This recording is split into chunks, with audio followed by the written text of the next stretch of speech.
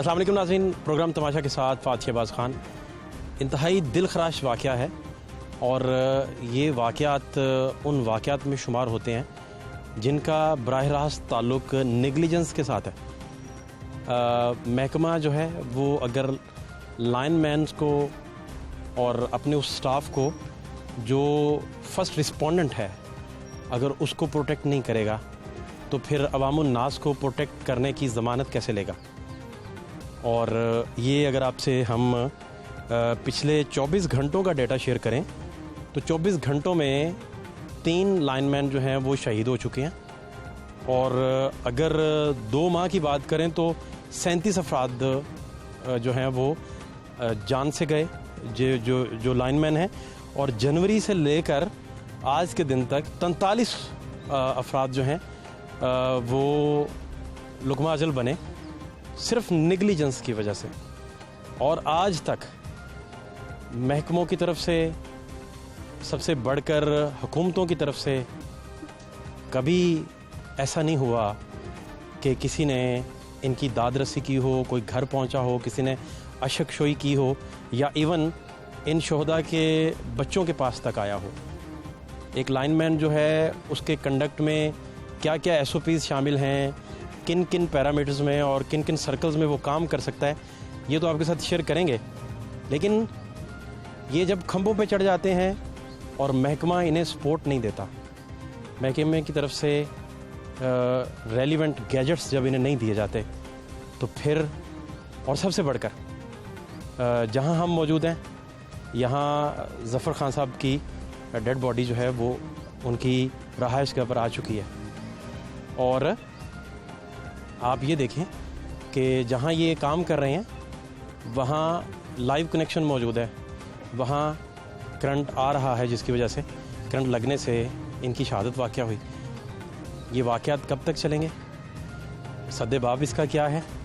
महकमे की तरफ से इतना प्रॉफिटेबल होने के बावजूद भी कौन से ऐसी नेगलिजेंस है जो की जा रही है, और लाइनमैन की ज़िम्मेदारियाँ क्या होती हैं, ये किस तरीके से ऑपरेट करते हैं, कहाँ कहाँ SOPs वायलेट हों तो फिर मामलात उनकी जान रिस्क की तरफ चले जाते हैं। ये वो सारी चीज़ें आपसे डिस्कस करेंगे। आज का प्रोग्राम पाकिस्तान भर के, लाहौर भर के उन सारे लाइनमैन्स के नाम जो जाम शहादत नोश कर चुके हैं और जिनकी शहादत के बाद आज तक किसी हुकूमत की जानिब से किसी तरह का कोई इक़दाम नहीं किया गया और 1 इंच भी ऐसा कदम नहीं उठाया गया जिससे कोई बेहतरी का मामला जो है वो सामने आए और इनकी ज़िंदगी महफूज रह सके। महकमे का बंदा जब किसी काम से जाता है तो उन सारी SOPs का उस पर अमल करना फ़र्ज़ है, लेकिन फिर भी बहुत सारे लाइनमैन जब खंभे पे चढ़ जाते हैं तो आपको पता चलता है कि करंट लगने से वफ़ात पा गए। और वो करंट क्यों चलता रह जाता है, यही अहम नुक्ता है जिस पर हम डिस्कशन करेंगे। उनकी रिहाइशगाह पर मौजूद हैं, यहाँ लेस्को के आला ओहदेदारान भी मौजूद है और मज़दूर यूनियन भी मौजूद है, फैमिली भी मौजूद है, उनके ज़फ़र ख़ान साहब के दोस्त अहबाब भी मौजूद हैं। हर आँख जो है वो अश्कबार है इस ट्रेजिक मौत के बाद और इस अज़ियतनाक मौत के बाद। आज का प्रोग्राम ज़फ़र ख़ान साहब के नाम, आप हमारे साथ रहिए।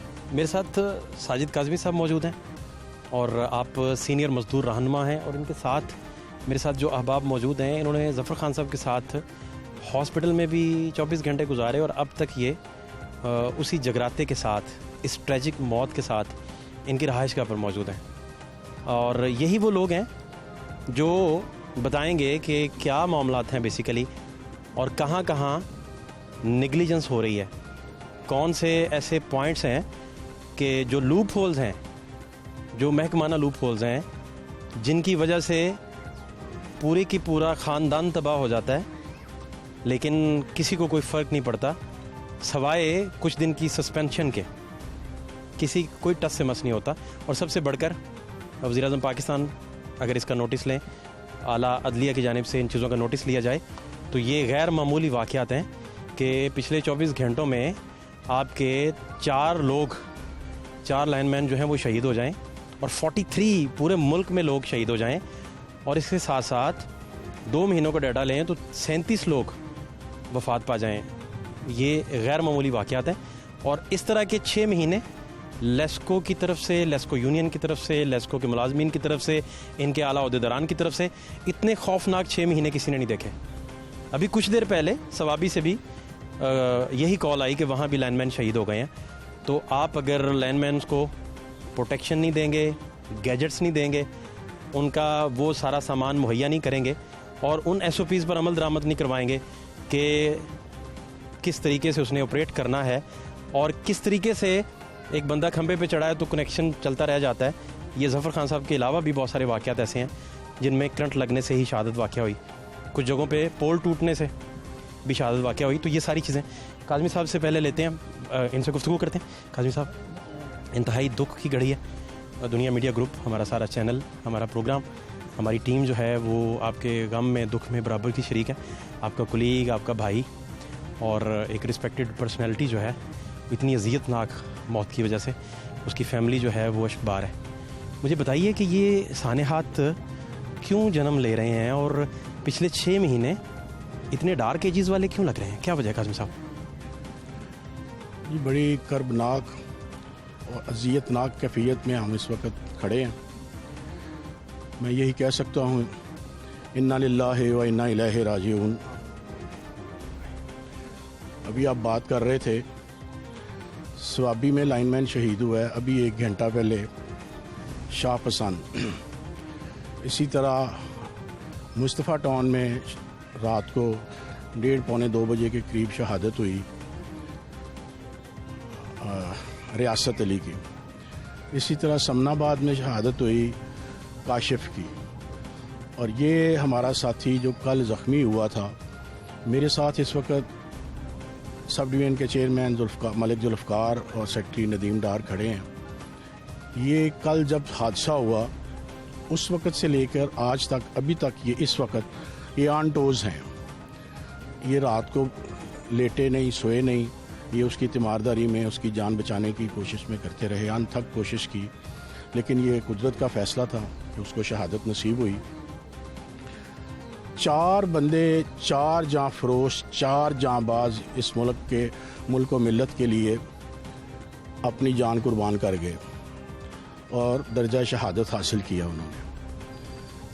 यहाँ पर वज़ीर आज़म पाकिस्तान इमरान खान, मैं उनसे तकरीबन जब से उन्होंने मनसबे वज़ारत उज़्मा का चार्ज लिया है, उनसे बारहा मरतबा ये गुजारिश कर चुका हूँ कि आप इसको अपना कंसर्न शो करें, आप इनकी रिपोर्ट्स तलब करें। लेकिन हैरानगी की बात है कि आज तक उन्होंने अपना कंसर्न शो नहीं किया। आज मैं उनको ये कहूँगा, आपके चैनल से, बड़ा चैनल है, कि mister prime minister Imran Khan, ये भी लाइनमैन भी पाकिस्तान के शहरी हैं, कम से कम इनको यही कह दो कि लाइनमैनों घबराना नहीं, मरते हो मरते जाओ, शहादत मिलती है लेते जाओ, तुम्हें कब्र में जाके सुकून मिलेगा। ये भी पाकिस्तानी है, आप सारे पाकिस्तानियों को कह रहे हैं घबराना नहीं।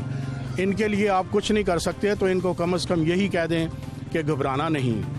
ये जितनी शहादतें हुई हैं 1 जनवरी से लेके आज तक, मेरी कैलकुलेशन, ज़ाती कैलकुलेशन है, ऊपर नीचे हो सकती है, गलती हो सकती है, वो 43 लोग हैं जो शहीद हो चुके हैं।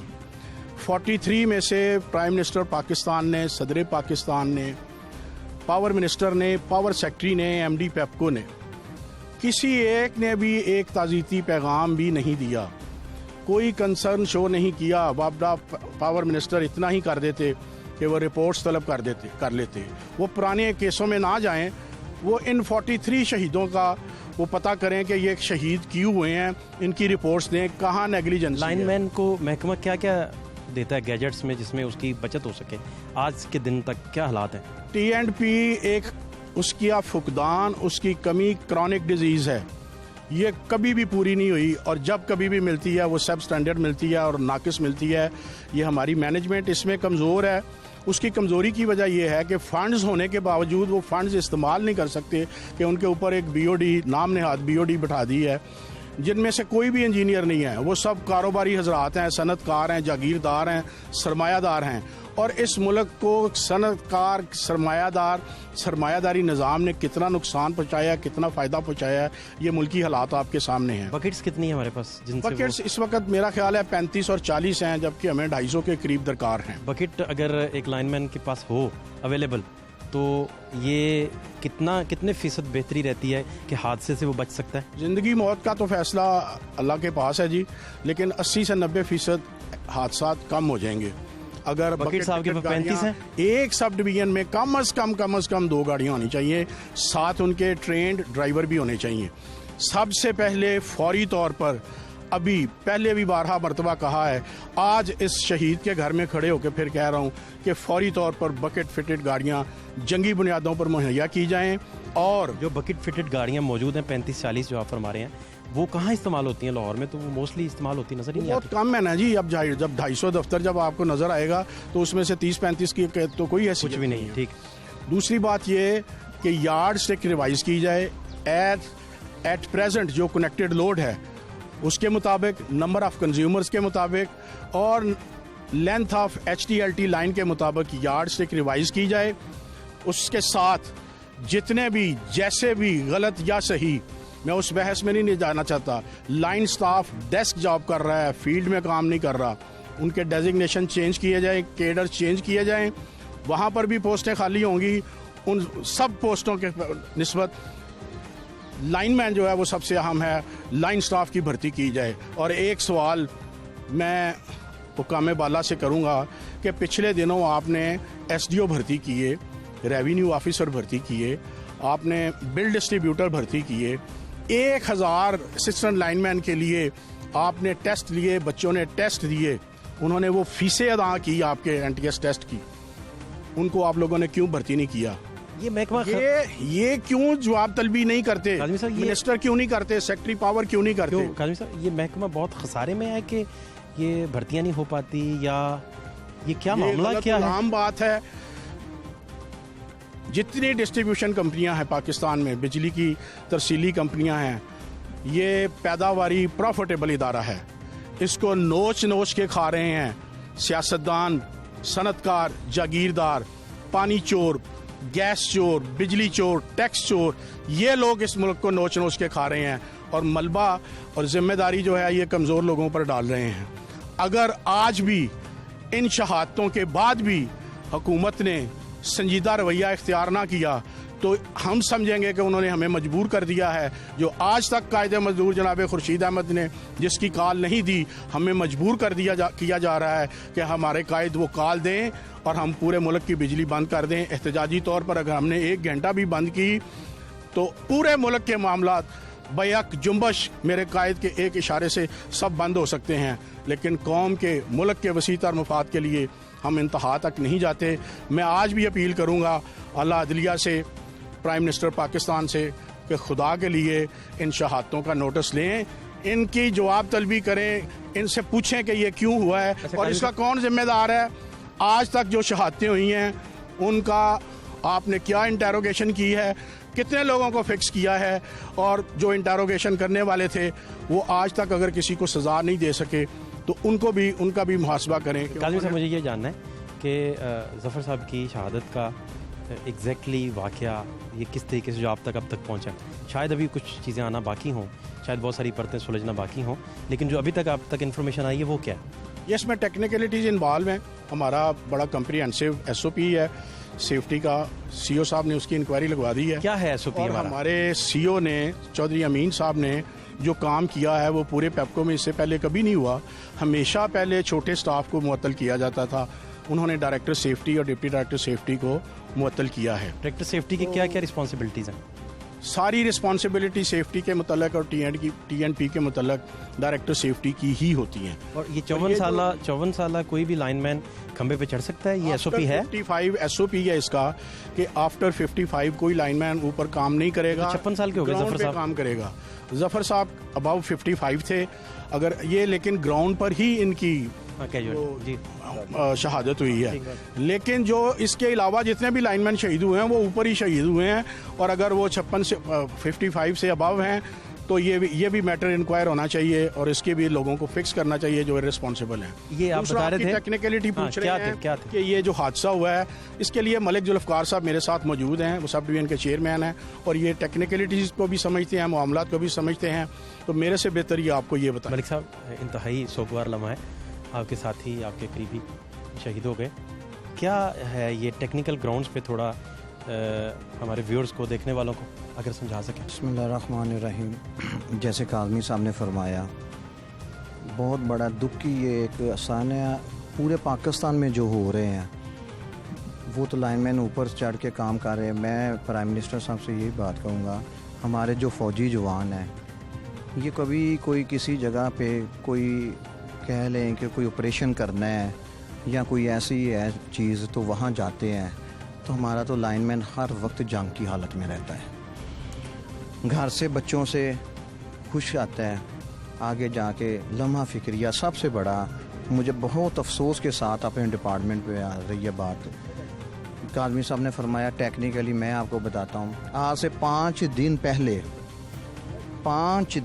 पहले हमारे डिपार्टमेंट ने हमें T&P की फैसिलिटेशन की बात करें, एक प्रोटेक्टिव रबर ग्लव्स और एक प्रोटेक्टिव ग्लव्स होते हैं, 2 होते हैं। एक रबर ग्लव होता है एक दूसरे, और एक ऊपर चमड़े का, ऊपर लेदर का होता है, तो डबल ग्लव्स होते हैं। ठीक है, वो जो रबर ग्लव्स है उसकी सेफ्टी के लिए एक इनर है, एक आपका लेदर है। हाँ जी, प्रोटेक्शन वाला। ठीक है, आप अंदाजा लें हमारे सर्कल के अप्रॉक्सीमेटली 28 ऑफिस हैं और हर ऑफिस के लिए जस्ट फॉर 3 ग्लव्स, यानी कि 3 चाहिए, सिर्फ 3 दिए गए हैं। 28 ऑफिस, उनमें 3 है सिर्फ। 3 यानी कि एक ऑफिस के लिए, एक सब डिवीजन के लिए जस्ट फॉर 3 हमें रिकमेंड किए जाते हैं कि अलाउ किए जाते हैं कि आप उठा लें, और बंदे एक ऑफिस में काम करने के लिए, और वो गर्मियों में ख़ास तौर पे जो रबड़ गए वो मैक्सिमम 1 हफ्ता निकालता है मैक्सिमम। ये जो एक लाइट सी, एक बिल्कुल कह रहे हैं माइनर सी, आप कह रहे हैं कि बकेट्स तो दूर की बात है ये एक अगर से परचेज किया जाए ना, अगर आप इसके ऑर्डर यानी कि टेंडर होता है, मैक्सिमम उसका 2000 रुपीज़ का एक सेट आता है। तो ये हमें रूटीन में देखिए, शर्म वाली सब डिवीजन के 28 ऑफिस में 28 ऑफिस सर्कल पूरे सर्कल के 28 ऑफिस अप्रॉक्सीमेटली। एक सब डिवीजन में एक ऑफिस के अंदर कम से कम 20 लाइनमैन, और एलोकेशन क्या हो रही है, जस्ट 3 प्रोटेक्ट। खुदा है यार, क्या ये एक सब डिवीजन के लिए लाइनमैन को ग्लव्स, ये तो इनिशियल है ना, इनिशियल है, और क्या क्या उससे रिक्वायर्ड है? बाकी तो सेफ्टी बेल्ट्स हैं, बकेट्स हैं, एवरीथिंग्स हैं, शूज हैं, अगर वो सालों बाद शूज मिल जाए, मैं कहता हूँ हेलमेट्स भी हैं, हेलमेट सारा इक्विपमेंट पूरी किट है वो तो किट में टेस्ट में आज तक नहीं आए। क्या कह रहे हैं? 11 के भी टेस्टर जो अर्थ करने के लिए पता चलता है कि उसमें अर्थ है कि नहीं। हाँ जी, करंट है कि नहीं है, वो भी नहीं है, वो भी नहीं है, वो हार्डली 300-400 रुपए 500 रुपए तक का होता है। 11 के भी टेस्ट करने के लिए टेस्टर ही नहीं है, वो नहीं है, लाइनमैन के पास नहीं है। अर्थ करने के लिए, अर्थिंग के लिए जो रिक्वायरमेंट है वो पूरी नहीं है। ये डार साहब से पूछें, ये लाइनमैन है, ये आपको बताएंगे कि इनको अर्थ करने के लिए क्या क्या रिक्वायर्ड है और क्या क्या अवेलेबल है। उनकी बात जरा पूरी हो जाए, आप कंक्लूड करें, मुझे डार साहब से भी जानना है। नहीं, यही कंक्लूजन यही है ना कि बेसिक, वो कहते हैं घर की चीज बेसिक जो है ना वो ही नहीं है, और 3 माह के बाद एलोकेशन हो रही है, यानी कि 3 माह में हमारे पास रबड़ ग्लव्स 3 माह बाद हमारे ऊपर एहसान किया गया, वो 3 दिए गए हैं एक सब डिवीजन को, और 22 बंदे एक ऑफिस में काम कर रहे हैं और 1 हफ्ता मैक्सिमम नहीं निकालते। ये तो हंगामी बुनियादों पे होना चाहिए कि जब मर्जी जाएं ऑफिस, अपने हमारा जो स्टोर है वहाँ से पिक करें। ये तो इसमें कोई एलोकेशन वाला चक्कर ही नहीं होना चाहिए। जैसे मीटर हर चीज़ वो बेची जाती है, इसलिए यानी हम इंसान नहीं है, हमारे बंदे काम करने वाले इंसान नहीं है। क्यों? कि वो चीज़ महकमे ने मीटर बेचने हैं, कंज्यूमर से पैसे गेन करने हैं, वो अवेलेबल हो सकती है, मगर जो जान है, जिस बंदे ने काम करना है, उसके लिए 2000 रुपये की चीज़ें परचेज करने के लिए भी नहीं है, वो भी एलोकेशन 2 दी है। मुझे तो, मैं इससे बड़ी दुख है, और क्या बात करूं। हॉस्पिटल गए हैं, हमारा वाबड़ा हॉस्पिटल जो मेजर है, वो कहते हैं आप जिना हॉस्पिटल जाएं, हमारे पास फैसिलिटी, तो फिर हॉस्पिटल को हमने करना क्या है, किस लिए बनाया है? फैसिलिटी अगर नहीं है आपके पास, पास इमरजेंसी डील नहीं कर emergency सकता, तो फिर वो अगर हमारे पास फैसिलिटी ही नहीं है तो फिर वापडा हॉस्पिटल किस लिए बनाया है? फंड जब हमारे बंदे की जान को इतनी ड्यूरेशन, इतना टाइम देखें, इधर से उधर गए, वो आगे जिना रिकमेंड कर रहे हैं। जिंदगी मौत मेरे रात कितना टाइम ज़ाया हुआ इस तरह? ये कम अज कम उधर हमें 2 ढाई 3 घंटे कम अज कम, इससे भी ज्यादा ये नहीं किया जाए। इससे फर्स्ट एड ये नहीं कि कह लें अगर 4 घंटे। और अगली बात सुन ले, मैं काज़मी साहब फरमा रहे थे कि मैं प्राइम मिनिस्टर साहब से, प्राइम मिनिस्टर क्या हमारी गवर्नमेंट, मैं आपको ये दावा आपके चैनल के थ्रू साफ आज की बात में बता रहा हूँ, सुबह 10 बजे का डॉक्टरों ने कहा हुआ था कि इसे वेंटिलेटर, पूरे हॉस्पिटल में वेंटिलेटर नहीं हमें मिला, 3 ICU के लिए 3 घंटे हमारे। मैं शुक्रगुजार हूँ अपने एक्सियन भगवानपुरा, एक्सियन शालामार, अब्दुल्ला शबीर, अपने एक्सियन मुगलपुरा, मैं उनको सलूट पेश करता हूँ। ये नहीं है कि ये हमारे ऑफिसर, इसलिए मैं बात कर रहा हूँ, ये हमारे साथ 24 आवर से कंटिन्यूसली राब्ते में थे। अपनी उन्होंने जितनी आउट ऑफ टर्न हर बंदे ने सोर्स यूज़ किया खुदा के लिए कि यार वेंटिलेटर का इंतज़ाम कर दें। हम बंदे चीखते रहे हैं, ज़िंदगी मौत, मैंने पहले कहा ये रब के हाथ में है। मैं ये बिल्कुल श्योर शॉट 100% के सुबह 10 बजे से लेके 9:30 बजे से लेके ये कैजुअलिटी होने तक पूरे हॉस्पिटल में हमारे एक्सियंस ने अपनी हमारे इवन के CEO साहब को, हमारे एक्सियन मेरे राबियार साहब ने कहा है कि मैंने CEO साहब से बात की, CEO साहब ने सेक्रेटरी हेल्थ से बात की है कि हमारा बंदा इस वक्त बहुत क्रिटिकल पोजीशन में, उसे ICU की ज़रूरत है पूरे हॉस्पिटल में। हमें MS साहब बैठे रहे हैं, MS साहब के कमरे में 10 बजे बैठे हैं, 2 बजे तक स्टिल वहीं पे रहे हैं, वो 2 बजे तक हमें मिले ही नहीं है वहाँ पे। हम क्या करें? अगर हम कहें कि हमने काम बंद कर दिया, फिर कहते हैं जी ये यूनियन वाले ब्लैकमेल करते हैं। वो जब इंसान की यानी कि एक मेजर चीज़ हो गया, हादसा, ट्रेजिडी, कोई आगे कोई पुरसाने हाल नहीं है हमारा, किस तरफ जाएं हम, किसको रोएं, किसको कहें? ये पाकिस्तान है, एक तरफ हादसा हो गया है, हॉस्पिटल में कोई सहूलत नहीं, वापडा वाला कहता जी हम कुछ नहीं कर सकते। मैंने कहा ठीक है, आपके पास सहूलत नहीं, हम जैसे भी करें, गरीब लोग जैसे भी करें, आप हायर करें कोई प्रोफेसर, आपके लिंक्स हैं, हम पे करेंगे, जैसे भी करेंगे, ना डिपार्टमेंट दे, हमारा भाई है ना, जैसे भी काम करेंगे। उन्होंने कहा जी सॉरी हमारे पास नहीं, हम कुछ ही नहीं कर सकते, आप जिना ले जाए। तो जिना वालों ने रात ट्रीटमेंट करते, सुबह जब डॉक्टर, उन्हीं के डॉक्टर ने रिकमेंड किया, हमने तो नहीं कहा कि इन्हें ICU शिफ्ट करें, उन्होंने कहा जी इन्हें ICU में शिफ्ट करें। 3 पोर्शन थे, बर्न यूनिट वाले ICU के पास गए हैं हम, उसके बाद एमरजेंसी वाले के पास गए हैं, OPD वाले के, तीनों सेक्शन किसी ने, हमारे एक्सीडेंट्स फरोज कर रहे हैं, हमारे SC साहब कर रहे हैं, हर बंदा कर रहा है कि शायद ये नहीं क्या बेड अवेलेबल, डॉक्टरों ने लिख के दिया है कि नो बेड अवेलेबल, जहाँ पे बेड नहीं है मरने दो, हमने खुद मरने दिया। हमारे सेक्रेटरी जनरल खुर्शीद अहमद खान साहब सारी रात बुजुर्ग होने के बारिश में खुद वहाँ MS के कमरे, उन्हें रिक्वेस्ट करके आए हैं कि ये जिस तरह आपके घर का फैमिली का मेंबर, इसे भी समझें, जो यानी कि आप फैसिलिटेट कर, उन्होंने भी जोर लगाया, कुछ सुना ही नहीं है। कहाँ जाएं हम?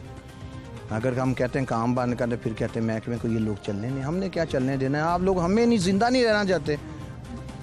देखे ना काज़मी साहब वाली बात, 43 लोग यहाँ एक मर जाए तो इनका किसी बड़े का मर जाए, अमीर का मर जाए, इन्हें बड़ी तकलीफ होती है। तो यानी कि ये हम लोअर तबका है, लेबर है, इसलिए इसकी यानी कि कोई नहीं वैल्यू है। अब सारे आ जाएंगे, अब सारे आ जाएंगे। मैं अक्सर कहता हूँ कि जिंदा बंदा यानी कि उस वक्त चाहे भूख से मर जाए कोई नहीं है, बाद में उसे सारे फैसिलिटेट करने आ जाएंगे, उसका क्या फ़ायदा जब भूख है। अल्लाह इस मुल्क का काम में आ जाए।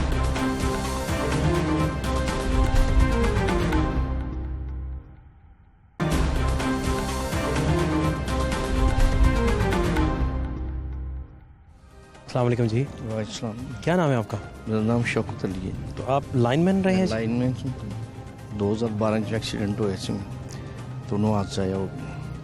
ये आपका हादसा जो है, ये उस हादसे के बाद आपके दोनों हाथ शहीद हो गए। क्या हादसा हुआ था, क्या हुआ था? काम कर रहे थे, काम करते हुए बैक फीडिंग ने ਉਹਦੇ ਨਾਲ ਲਾਣ ਕੇ ट्रांसफार्मर ਤੋਂ करंट लग गया, ਉਹਦੀ वजह ਤੋਂ हादसा। अभी भी लाइनमैन तो उसी तरह ही बेचारे, वो तो उसी तरह ही ना वो कोई सहूलतां ने वही ना कोई मटीरियल समान प्रॉपर तौर पर मिलता इतनी बड़ी कुर्बानी के बाद महकमे ने कोई आपको हेल्प आउट किया, को फैसिलिटेट किया? कानून सी बस ਉਹਦੇ ਮੁਤਾਬਕ ਉਹਨਾਂ ਨੇ ਜੋ ਹਲਕਾ ਫੁਲਕਾ ਹੈ ਸੀ ਉਹਨਾਂ ਨੇ ਕਰ ਦਿੱਤਾ। ਬਾਕੀ कितना हल्का फुल्का क्या किया? 5 ਲੱਖ ਰੁਪਇਆ ਆਇਆ ਦਿੱਤਾ ਸੀ ਉਹਨਾਂ ਨੇ ਮੈਡੀਕਲ ਦਾ। 2 हाथों की शहादत की कीमत 5 लाख रुपए।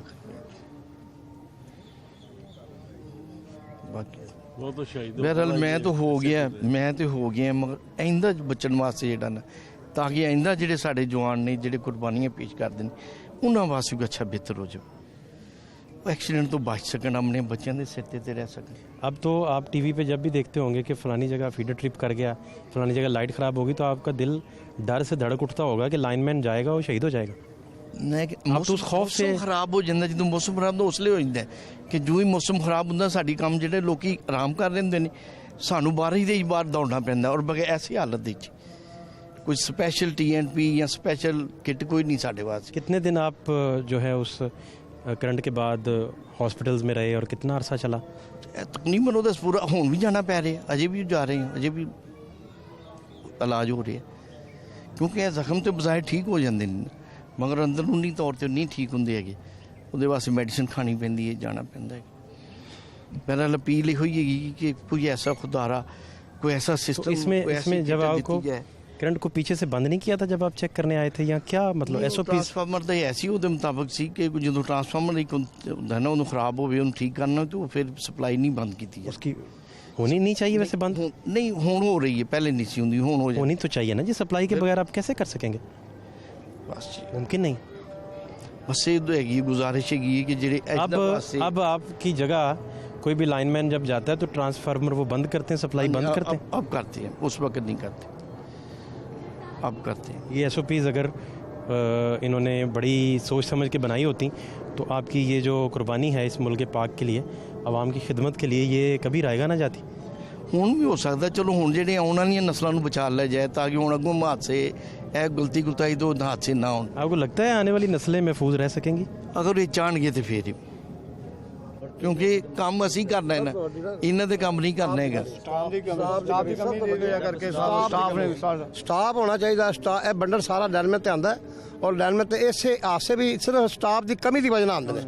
बकाया TMP या फलानी चीज़ या डगानी चीज़ हमेशा मिलती रही है, ये नहीं कि बंदा कहे, लेकिन स्टाफ की कमी की वजह बंडल लाइनमैन ते होंदा, वो लाइनमैन इस वास्ते ना रात को ना दिन, सारा दिन वो काम करता है, रात को भी उन्होंने बुला दिया जाएगा, दिन भी बुलाते जाएगा, फिर लाइनमैन ते बंडल होएगा। ये सिर्फ स्टाफ की कमी होंगी है कि और साढ़े चेयरमैन साहब खड़े ने, अगर उन्होंने को पुछना असीं खुद गल जी करने पुराने लाइनमैन असीं रिटायर लाइनमैन, हकीकत गल सिर्फ एक स्टाफ की कमी और कोई चीज़ नहीं है। स्टाफ पूरा होगा, अपना अपनी जगह से हर बंदा काम करेगा और कोई प्रेशर नहीं होगा। बस। अस्सलाम वालेकुम, आप तो लाइनमैन हैं जी? मैं ये क्या है मामला, को थोड़ा समझा सकें क्योंकि इतना ये खौफनाक मामला है। जी सर जी, बात तो ये है कि इतना कुछ मेरे भाइयों ने भी बताया, इतना कुछ किया है, इतने अरसे से हो रहा है। मैं करीबन 17 साल से 18 साल से लाइन में रहा हूँ, अब मुझे LSO हुआ हूँ, लेकिन मैं अपने आप को मजदूरी लाइन में नहीं समझता हूँ, इसलिए समझता हूँ कि मेरे साथी मेरे लाइन मैन है। मैंने कभी इनको ये नहीं समझा कि मैं लाइन सुपरडेंट बन गया तो मैं इनको चलाऊँ, ये मुझे चलाएँगे इंशाल्लाह। बाकी मेरी आपसे रिक्वेस्ट है, ना किसी हुकूमत ने करना, ना किसी ने मिनिस्टर ने करना, ना किसी ने करना, मेरी अथॉरिटी से कह दे आप कि वो मेरे भाइयों का ख्याल करें। किसी ने नहीं करना, किसी ने नहीं करना, सिर्फ मेरी अथॉरिटी को ऊपर बात पहुँचाएगी ना, इंशाल्लाह ताला साफ हो जाएगा। क्योंकि अथॉरिटी हमारे लिए आती है, हमारे लिए सकती है, हमारे सुनती है। तो हम अगर जब हमारे जो बड़े हैं, जो हमारे ऑफिसर साहब आना है, इनसे कहें कि वो ऊपर हमारी बात पहुँचा दें, ऊपर बात पहुँचाएँगे तो इंशाल्लाह ताला वो मेरा उम्मीद है कि वो होएगी, क्योंकि जो इंटरेस्ट हमारे अफसर का होगा। नहीं, अगर ये स्टाफ नहीं करना होता तो ये तो पहली शहादत भी हो जाना था। नहीं सर, पहली शहादत इतनी शहादतें करा के 6 महीनों में 43 लोग वफात पा गए, शहीद हो गए। ये हो गया ना, तो किसी ने कुछ नहीं किया, ये सिर्फ हमारे भाई नुकसान हो रहा है। नहीं, हमारे तो बड़ी किसी पर्सनैलिटी की तरफ से ताज़ीती पैगाम भी नहीं आया, कुछ भी नहीं आया सर। यहाँ आना तो दूर की बात, अब की बात नहीं है। ये हम तो ख्वाब देख रहे हैं ना, बकेट्स आपके पास एडजस्टेबल बकेट्स हों, आप उसमें बैठे हैं, वो वैन स्क्रू के साथ लाइनमैन को ऊपर ले जाए, नीचे ले आए, हाँ जी, हमारे के साथ। हाँ जी, हमारी सब डिवीज़न में एक बगड़ है, वो सब मदीना कॉलोनी सब डिवीज़न के पास है, वही करते हैं, वही हम मांगते हैं, इस्तेमाल करते हैं। सब डिवीज़नों को बगड़ दी जाए तो हमारे मजदूर मेरे जैसे मजदूर भाई के भी जो साथ है, मैं इनके आसानी हो जाएगी। आप हमारी बात पहुँचाएं, इंशाल्लाह उम्मीद है कि आप हमारा साथ देंगे, मीडिया हमारा साथ दे तो हमारी बात ऊपर तक जाएगी, कोई ना कोई दिल रखने वाला कोई ना कोई हमारी सुन लेगा। ये जफ़र साहब का सानिया किस तरह पेश आया? जफर साहब जनाब कल वाक़या होया, ਉਹਨਾਂ ਦੇ ਕੰਮ ਕਰ ਰਹੇ ਸਨ, ਕੰਮ ਦੇ ਦੌਰਾਨ ਹੀ ਉਹਨਾਂ ਨੂੰ ਲੈਮਨ ਕੇਬੀ ਦਾ ਸ਼ਾਰਟ ਪਿਆ ਵੀ ਕੋਈ ਡੈਮੇਜ ਸੀ ਤਾਰ, ਫੀਡਰ ਬੰਦ ਸਨ, ਕੋਈ ਕਿਸੇ ਦਾ ਕਸੂਰ ਨਹੀਂ, ਬਸ ਨਾ ਉਹ ਜਵਾਨ ਦਾ ਆਪਣਾ ਇੱਕ ਮੁਕੱਦਰ ਨਸੀਬ ਖਿੱਚ ਕੇ ਲੈ ਗਏ ਜਿਹੜਾ ਹੁਣ ਅਸੀਂ ਕਹਿੰਦੇ ਵੀ नहीं वो लाइव तार कैसे थी बीच में? फीडर अगर बंद है, सप्लाई रुकी हुई है, वो कैसे, मुझे आप सही बात नहीं मेरे भाई वो समझाएंगे तो। ग्रेड थे ना, ग्रेड से निकले सर, आपको कभी मौका मिले ना आप आए जरा आपको दिखाएं हम ग्रेड कैसा होता है। तकरीबन मैं हर 250 केबलें होती हैं, उन 250 केबल बंद नहीं करवा सकते। उसमें पता ही नहीं है, लिखा ही नहीं हुआ है। नेम प्लेटें बहुत ज़्यादा कम होती हैं कि वहाँ पे ये नहीं पता होता कि ये फीडर कौन सा जा रहा है। अब पुराने बंदे जो रिटायर हो गए हम उनको बुलाते हैं, उनसे पूछते हैं, क्योंकि स्टाफ की इतनी कमी है। स्टाफ को अगर कम, असल में लाइनमैन का मेजर जो मसला इशू होता है ना वो ये होता है, जब वो दफ्तर से निकलेगा ना वो एक सिस्टम में साथ होता है, उसके साथ सीढ़ी भी उठाएगा लाइनमैन, ठीक है ना, वो गाड़ी में रखेगा। अब ये होता है कि ड्राइवरी भी आप ही ने ही करनी है, जब जहाँ पे वकूवा है, लाइनमैन ड्राइवर भी है, हाँ ड्राइवर भी, लोडर भी है, लोडर भी है, और जब वहाँ पे सीढ़ी लगानी है, अब एक बंदा क्या करे, मैं सिस्टम लाइनमैन हूँ, अब मैं कितना वजन उठा लूँगा। अब लाइनमैन से सर ये आप हमारे साथ उठाएं, अब वो उठाएगा, जब काम करने ऊपर जाता है। अब इसमें जब आप अथॉरिटी से आप इंटरव्यू करेंगे ना, वो आपको बताएंगे अर्थ क्या है, बताते हैं हमें महकमा कहता है एक पोल सेंटर में है जहाँ पे एक इशू हुआ है, एक पोल से आगे एक पीछे, दोनों साइडों में आपने अर्थ करनी है, उसके बाद आपने सेंटर में काम करना है। अब जो अर्थ सेट है उसका वेट आप, मेरा ख्याल है तकरीबन 25 से 30 किलो उसका वेट होता है। अब वो एक लाइनमैन कितना काम करेगा, एक पोल पे चढ़े वहाँ पे अर्थ करे और दूसरा अर्थ सेट वो पीछे लेके जाए वहाँ पे काम, और वो मैनुअल चढ़ रहा है पोल पे, मैनुअल चल रहा है, वो आप बकेट नहीं है आपके पास, है ही नहीं, अवेलेबल नहीं है। बकेट हो तो ये काम आपका सहूलत वाला हो जाए, मैं कहता पूरी हूँ टीम हो, आप माजी में था, हाँ पूरी टीम सर, स्टाफ हो ना, स्टाफ में ये बगड़ जो का मसला है ना ये भी हल हो जाए, क्योंकि जब नीचे 4 बंदे अवेलेबल होंगे ना और ऊपर 3 लाइनमैन, एक लाइनमैन उधर अर्थ करे, एक पीछे करे और एक सेंटर में काम कर रहा हो, फिर समझ में आती है, ठीक है ना, चीज़ें प्रोवाइड करते हैं, ठीक है ना। अब जो ये हमारे भाई का हादसा हुआ है, आप देख लें, आज से 10 साल पहले मेरे ताया अबू, ठीक है ना, उनका भी यही इशू हुआ था 10 साल पहले इसी सब डिवीज़न में। ये एक दोबारा से एक जिसे कह लें ख्वाब दोबारा हमारे आंखों में आया, लहर फिर आ गई, दोबारा आई। अब उसमें ये देख लें 10 साल पहले वापडा हॉस्पिटल में कोई फैसिलिटी नहीं थी, बाजू कट गया, उसकी जो टांगे वो कट गई, यानी कि इतना नुकसान हुआ। आज 10 साल बाद जो हमारा जो वापडा का जो मेडिकल कॉम्प्लेक्स है उसी स्टेज पे खड़ा है, उससे नहीं, क्योंकि हादसे तो हर माह में हो रहे हैं। आप ये मेडिकल से पूछें जो हमारे स्टूडेंट हैं, उनको इंचार्ज हैं, उतने महकमे के पास पैसे पूसे नहीं है, जो क्या चक्कर है, इतना हम कमा के दे रहे हैं। आप देखिए इतने इतने बिल जमा हो रहे हैं, इतना कुछ हो रहा है, ठीक है ना। ये अगर करना चाहे तो कर सकते हैं, ये हमारी जो अथॉरिटी है वो करना चाहे तो कर सकती है, वो करती नहीं है। मेन इशू बस यही आ रहा है कि वो इंटरेस्ट नहीं ले रही। हमारे बंदे फोत, आपने देखा 43 बंदे फोत हो गए, उनके घरों में क़यामत होगी। अस्सलाम वालेकुम जी। वालेकुम सलाम। क्या नाम है आपका? जिशान अली। जिशान भाई, क्या ये हो गया वाकया? बस कुछ कह नहीं सकते कि किस तरह इतने सेफ्टी करने वाला आदमी, जिन्होंने हमें काम सिखाया, जिनसे हमने इतना काम सीखा, कभी ये सोचा ही नहीं था कि आज उनके साथ ये ऐसा हादसा हो जाए। बहुत ज़्यादा सेफ्टी को प्रिकॉशनरी मेजर्स लेते थे। हाँ बिल्कुल, एहतियाती तदाबीर लेते थे। ही है, वो अपने सीनियर को, जो उनके सीनियर थे उनसे उनकी समझ लें वो टांगे पकड़ लेते थे अगर वो गलत काम करते थे तो। सख्त थे इस मामले में, इस मामले सेफ्टी के मामले में बहुत सख्त, बिल्कुल सख्त थे। तो ये गिला आपसे करते थे कि महकमा उन्हें जब पूरी सहूलियात नहीं देता जो एक लाइनमैन को रिक्वायर्ड होती हैं, या पूरा स्टाफ आपको चाहिए होता है, तो वो इसका गिला करते थे आपके साथ अक्सर? या बस ऐसे ही है कि जो जिसके साथ ये हादसा होता है तो सुनने को तो हमें बातें मिलती ही हैं कि ये हो गया, वो हो गया, महकमे ने ऐसा साथ नहीं दिया, कुछ कहा नहीं जा सकता। क्या उनसे आपके हिसाब से कहाँ कोई मिस्टेक जफ़र साहब से हो गई कि ये सारा मामला हो गया? बस सर इसको मिस्टेक कह लें या अल्लाह का हुक्म कह लें, किस तरह हो गया ये कोई नहीं बता सकता, क्योंकि इतने पंचुअल आदमी थे जिन्होंने आज तक कभी कोई गलती नहीं की, कैसे हो गया ये कुछ नहीं बता सकता। आने वाले जो लोग हैं, जो आपका स्टाफ है, आप खुद हैं, क्या आपकी डिमांड है, क्या आप कहते हैं, किस तरह ये इन हादसात को रोका जा सकता है? सर हादसात 24 घंटे में 4 हो गए हैं और 6 महीने में 43। बिल्कुल सर, बिल्कुल ऐसे ही है, क्योंकि अफसरों का प्रेशर है, प्रेशराइज करते हैं कि काम करें, और स्टाफ की बहुत ज़्यादा कमी है, जिसकी वजह से हर बंदे के ऊपर 4 बंदों का काम का बर्डन, जिसकी वजह से दिमाग काम नहीं करता, बंदे का ज़हन कहाँ पर होता है, काम वो बिजली का कर रहा होता है। नहीं, आप कह रहे हैं जिशान भाई कि प्रेशर तो है, हाँ। तो हालात आपको सेफ्टी के जब बकेट्स नहीं देंगे, कोई गैजेट्स पूरे नहीं देंगे, तो फिर बचेंगे कैसे? जी सर, बिल्कुल ऐसे ही है कि कुछ भी उन्होंने ना सेफ्टी के जितने भी हालात हैं, जैसे कि रबर ग्लव, अभी कुछ देर पहले चेयरमैन साहब फरमा रहे थे जी जी कि आपके पास दस्ताने जो होते हैं जी सर, वो 28 ऑफिसेज का उन्होंने कंपैरिजन दिया, तो वो आपके पास 2 या 3 है, 2 या 3 हैं, 2 या इनर, और आपके पास जो बिल्कुल लेदर ऐसे के ही ग्लव्स हैं, बिल्कुल ऐसा ही है सर। इनर रबड़ के हो जी, गए, जी, ऊपर लेदर हो गए। जी सर, लेदर हो, ये 2 हैं। ये तो अब मैं, इसका मतलब जिशान भाई ये सिर्फ काम का प्रेशर नहीं है, प्रेशर है, सिर्फ काम का प्रेशर नहीं है, सहूलियात की कमी भी है। सहूलियात की कमी बिल्कुल है, क्योंकि जिसने काम करना है उसको सेफ्टी के हालात ही मुकम्मल नहीं दिए जाते, तो फिर वो काम का भी कहते हैं जी यार काम करें जी, ये करें वो करें, कुछ नहीं बता सकते इसको। निशान साहब ने जी अपने उस्ताद को खो दिया, और एक बंदा इस दुनिया में रहते हुए अपने जब उस्ताद से बिछड़ जाता है, तो आप देखें कि एग्जैक्टली उसी तरह ही है कि जैसे कोई यतीम हो जाए।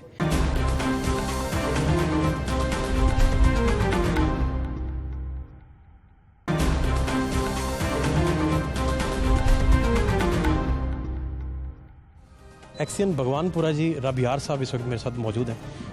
आपके कीमती वक्त का बहुत शुक्रिया। बहुत बड़ा लॉस है महकमे का।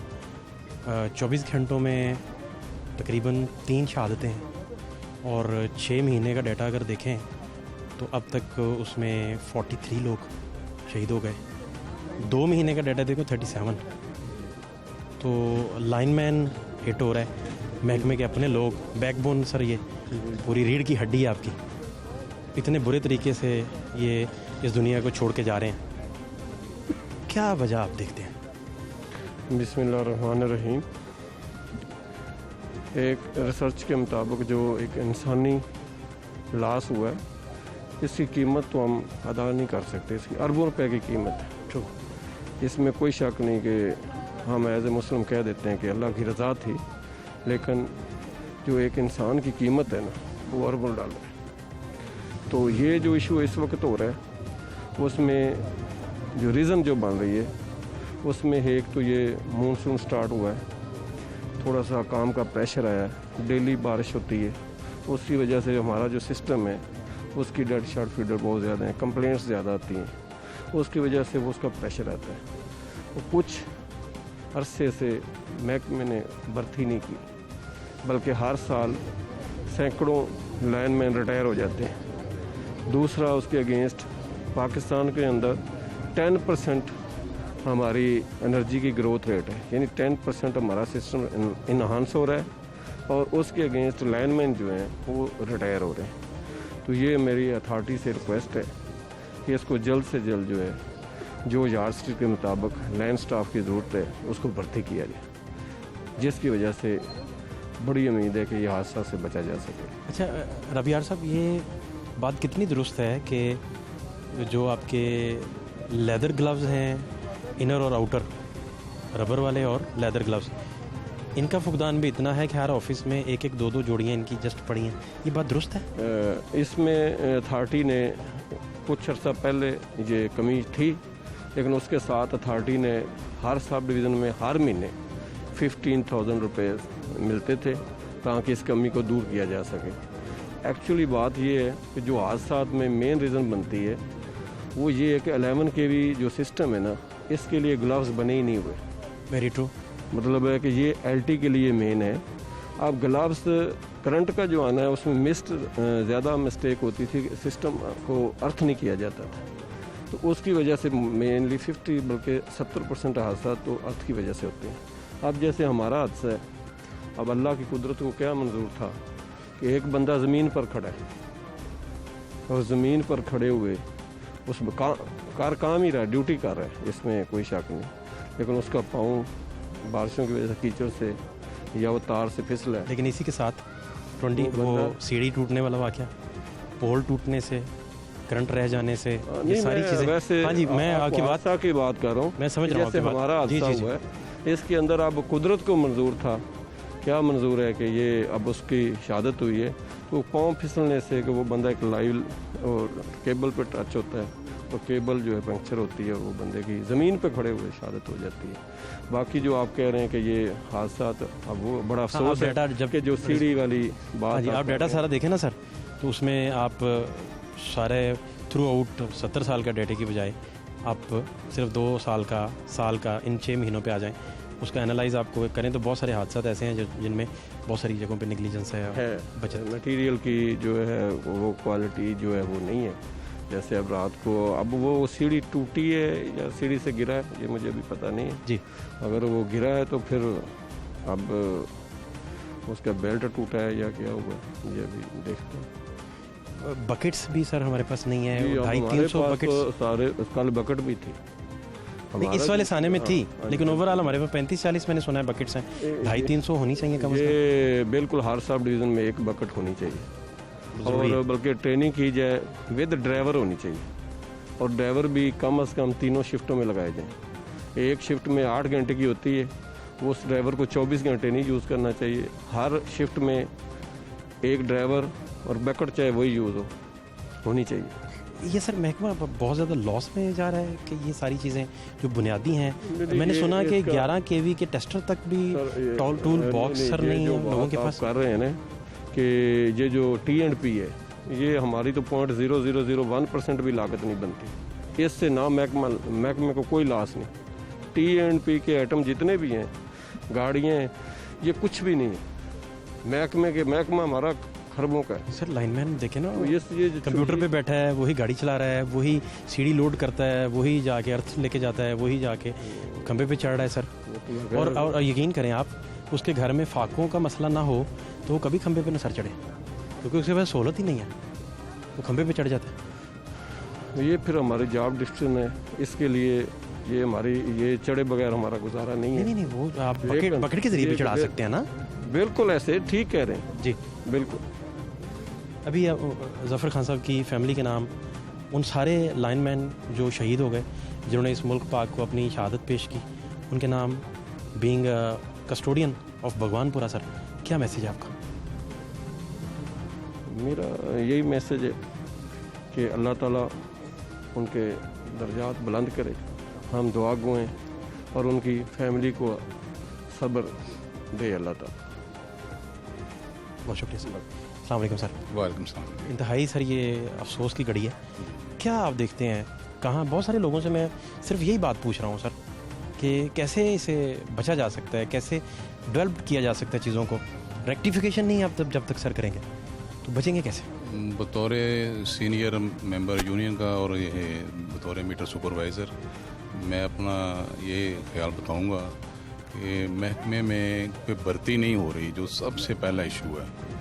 किसी भी दफ्तर चले जाएं, जहाँ क्लर्क बैठे होते हैं वहाँ लाइनमैन बैठे होते हैं, और वो सारे लाइनमैन की जगह 3 या 4 बंदे काम कर रहे हैं, जहाँ के 20 बंदों को काम करना चाहिए। प्रेशर अपनी जगह पे है, सेफ्टी लात हमें मिलते ही नहीं है। इतना बड़ा डिपार्टमेंट है, हम बाज़ार से जो चीज़ें परचेज़ कर रहे हैं हम खुद क्यों नहीं बना लेते, जब हमें ज़रूरत है उस हथियार की। एलिजिबल भी हैं, बना भी सकते हैं, इंजीनियर्स हैं, क्यों नहीं बनाते हम अपने मीटर खुद बना सकते हैं, केबल बना सकते हैं, ग्लव्स बना सकते हैं, यही मजदूर बना के देंगे। हमें पता है हमारी जान बचेगी इससे। हम हालत जंग में हैं और हमारे पास हथियार ही नहीं है, सामने बिजली हमें फायर कर रहे हैं, हम कैसे बचेंगे? इसका मतलब है कि जितने लोग अभी तक मुझे कह रहे थे कि नहीं काम का प्रेशर है, वो बस अपनी जान बचाने के लिए कह रहे हैं। नहीं, प्रेशर इसलिए है कि महकमे ने एक रूल, असल बात तो आपने कर दी ना। हाँ जी, जंग में है, हथियार ही नहीं है। महकमे ने रूल बनाया 24 घंटे हमने चलना है। शिफ्ट में 4 लाइनमैन है, किसी दफ्तर चले जाएँ 2 से 1 मिलेगा आपको, बाकी वो डेस्कटॉप पे बैठे हुए हैं, उनको उठाते हैं दफ्तर बंद हो जाएगा। कहीं क्लर्क नहीं है, कहीं SDC नहीं है, कहीं किसी दफ्तर में ऑपरेटर नहीं है, वो सारे लाइनमैन बैठे हुए हैं। वो क्या करें वो बेचारे, अपनी जान ही देंगे। जब तक आप उनको सिक्योरिटी पूरी नहीं देंगे, उनको ये हालात नहीं देंगे, हर चीज़ मौजूद है दुनिया में। औरतें लाइनमैन का काम कर रही हैं, वो सारी सेफ हैं। यहाँ आप देख लें कि ग्लव्स हैं वो फटे हुए हैं, बूट हैं वो पोल पे चढ़ते हैं, बूट भी टूट जाते हैं, बूट बीच में से। अब ये जो बंदा गया ये दूसरे को नीचे से गाइड कर रहा था, समझा रहा था, ये काम नहीं कर रहा था बेचारा जो नज़र आ रहा है हालात में। काम तो बकेट वाला कर रहा है ऊपर, ये उसको बचाने के उसको समझा रहा है। और उस देखें वहाँ से शॉक लग गया उसको। और उसकी आप कल उसकी देखते कि हड्डी में से कितनी लाइनें निकली हुई थी, उसकी हड्डी की कितनी लाइनें निकल गई हैं। और अल्लाह ने उसको पर्दा दे दिया, उसकी सख्ती कम हो गई है। लेकिन ये हमारे लिए सबक है कि अभी भी हम सीख लें, अभी भी हम सही सेफ्टी हालात ले आएँ। कल यूनियन इसीलिए एहतजाज करने जा रही है कि वो जो स्टाफ काम है उसको पूरा करें, ताकि लाइनमैन अपनी ड्यूटी करें, क्लर्क अपनी करें। एक ही बंदा वो सब तरफ जा रहा है, जिसकी वजह से ये हालात ऐसे आ गए हैं। अब इसके आगे कुछ नहीं रह गया सिवाय मौत के। अल्लाह ही है जो बचा ले। आप ये कह रहे हैं कि ये 43 लोगों को अगर महकमा SOPs पे चलता, फाउल प्ले ना करता, ट्रेनिंग प्रॉपर होती, इनके गैजेट्स जो इन्हें चाहिए, जो हिफाजती हालात चाहिए वो इनके पास प्रॉपर होते, तो शायद इनमें से बहुत सारे हादसा से बचा जा सकता था। 100% बचा जाता है। ट्रेनिंग सबकी हो रही है, बताया सब कुछ जा रहा है। किताबों में आपको सारे हालात दिखाए जा रहे हैं कि ये है, शोल्डर पे आपने ये चढ़ाना है, हेलमेट डालना है, बूट डालना है। लेकिन वो हेलमेट में क्या है, उसमें तो आप उंगली से सुराख कर देंगे। इस कदर नाकिस हो चुका है, नकारा हो गया। आई हल्के रहे हैं ना। अब किसी दफ्तर में जाकर देखें ना कि TNP का सामान मिला क्या है किसी को ना। दूसरी बात एक और है कि सर वो टेंडर तो बड़े अरबों के होते हैं और वो सारी चीज़ें खरीदते हैं। टेंडर ही चीज़ें नाकिस हैं, लाइनमैन मर रहे हैं। टेंडर या ना आगे नज़र तो है ना किसी को मिला है। अभी आपको बताया नहीं कि 28 में से 2 मिल रहे हैं ग्लव्स। वो खुद लोग परचेज करते हैं जाने बचाने के लिए लाइनमैन। अब इतना हैवी सामान होता है, उनके पास सवारी कोई नहीं है, बेचारे कैसे उठा के ले जाएं। कई इसलिए छोड़ जाते हैं यार 2 जून में काम चला लूँ मैं। लाइनमैन सर जब ऑफिस से निकला, हाँ जी, तो आपके हिसाब से, आपके तजर्बे की रोशनी में क्या क्या चीज़ें उसके पास मस्ट होनी चाहिए? कम से कम उसके पास एक सवारी तो सरकारी हो ना, जिस पे वो कंप्लेंट करने जा रहा है। आप मैक्सिमम बताइए क्या होनी चाहिए? उसके पास कोई ऐसी बाइक दे दें जिसके ऊपर टूल बॉक्स लगा हो, ठीक है, वो साइड पे जाता है। एक आदमी 8 कंप्लेंटें करने गया है, इस मौसम में देखें 8 कंप्लेंटें एक बंदा कितनी दूर जाके कर रहा है। वो दफ्तर आएगा, उसके लिए सांस लेने की जगह नहीं है, बैठने की जगह नहीं है दफ्तर में, पंखे नहीं लगे सही जगह पे दफ्तरों में, खाना पीना नहीं है, वो अपना करना है। कोई सहूलत नहीं है जो होनी चाहिए। तो चाय भी नहीं है ऑफिस की तरफ से, कोई इंटरटेनमेंट नहीं है, खासकर लाइन स्टाफ को। मैं बड़ी तकलीफ होती है जो फील्ड के हमारे वर्कर हैं, मीटर रीडर हैं, लाइन स्टाफ है, जो फील्ड के वर्कर हैं। वो जैसे धूप से आएंगे, अगले उनके गले में पहले 10 कंप्लेंटें और पड़ी होती हैं कि भाई ये ख़त्म, अभी ये करके आओ। वो क्या करेगा? दीनी बीमारी होगा ना। फिर वो कहेगा यार ये छोड़ो, मैं कर रहा हूँ, ये मैं क्या हेलमेट डालूँ, क्या ये करूँ, क्या वो करूँ। थोड़ा सा और ओवर कॉन्फिडेंस होता है और उसकी जान चली जाती है, पीछे सारा उसका गार होने वाला रह जाता है। 2 आला अफसरान को इसमें मुअत्तल किया गया, आप समझते हैं कि ये काफ़ी है महकमे के लिए? काफ़ी की बात नहीं है। उन अफसरान का तो ज़ाहरन कोई डायरेक्ट कोई उसमें किरदार तो नहीं है। वो तो कहते हैं कि भाई सेफ्टी के बगैर काम ना करो, लेकिन सेफ्टी सामान मिलता नहीं है। बात आ जाती है वही प्रेशर वाली। नहीं तो ये दिन अगर आ गए, फ़र्ज़ करने लगे कि लाइनमैन को अफसर कह रहा है आप जाओ, वो कह रहा है भाई सेफ्टी ला दो नहीं तो मैं नहीं जाता। हम यूनियन वाले उसको कहते हैं ना, इसीलिए कहते हैं ना कि भाई आपने नहीं काम करना। लेकिन उसके घर का चूल्हा जो है वो उसे मजबूर करता है, वो खंभे पे चढ़ जाता है। उसकी नौकरी है, वो मजबूर हो जाता है। पब्लिक आ जाती है, मारती है आगे स्टाफ को, वहाँ लाइनमैन को कोई इज्जत नहीं है। जलाओ गिराओ करते हैं, पूरा ऑफिस जला देते हैं। उस वक्त लाइनमैन की इज्जत कोई नहीं करता, वो ही चढ़ा होता है खंभे पे काम करने के लिए। मैं या आप नहीं चढ़ सकते, ये लाइनमैन ही ठीक करनी है बिजली।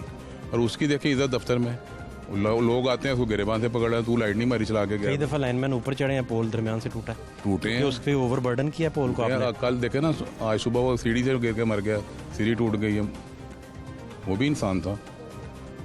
ऐसे बंदों को क्यों नहीं पकड़ते जो सामान नहीं सही दे रहे, 2 नंबर सामान दे रहे हैं? यहाँ से इंक्वायरी शुरू होनी चाहिए कि TNP कहाँ जा रही है और क्यों गड्डियाँ आ रही है। 11 kV का टेस्टर भी नहीं है इनके पास, ये ठीक बात है? कम है लेकिन कम है। हर बंदे के पास ये नहीं, टूल बॉक्स नहीं जिसमें वो टेस्टर मौजूद हो। 11 kV के लिए हर बंदे देखे ना, इसीलिए हम बार बार यूनियन हड़ताल की तरफ जा रही है कि आप स्टाफ भर्ती करें, जो सीनियर रिटायर होने जा रहे हैं उनसे वो सीखें काम। अब बहरहाल ऑलमोस्ट 10% लोग रहेंगे पुराने, ये भी 1-2 साल में चले जाएंगे, फिर कौन यह जंग लड़ेगा? किसी को पता ही नहीं है कि क्या करना है। बहुत शुक्रिया आपका।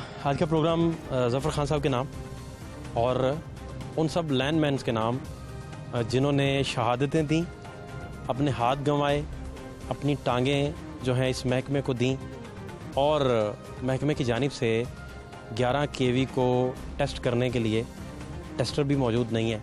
फातिह शहबाज खान को इजाज़त दीजिए। अल्लाह के बाद।